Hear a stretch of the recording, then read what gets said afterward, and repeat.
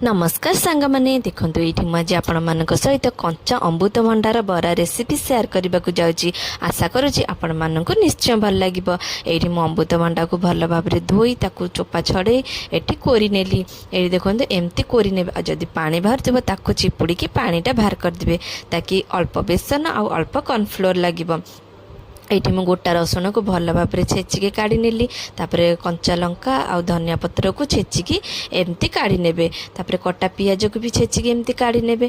तापरे आमे एथिरे अल्प कॉर्नफ्लोर अल्प बेसन अल्प राशि भुर्सुंगा पत्र कटा पियाज छेचा पियाज छेचा रसुण आ छेचा होइतिबा धनिया पत्र कंचा लंका को पकई देबे। तापरे स्वाद अनुसार लूण लंका गुंड हल्दी पाउडर सादा मसला पकईकी भल भाव में ताकू चकड़ी नेबे। ये चकड़िया द्वारा कौन हम ना आमर बरा सेफ आसीज।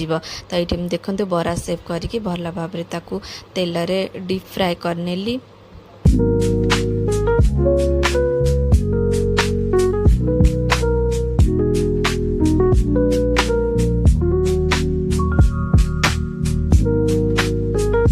आपण मानक ये रेसिपी जदि भल लगुता है निश्चय कमेंट रे जणेबे। रहउची नमस्कार, जय जगन्नाथ।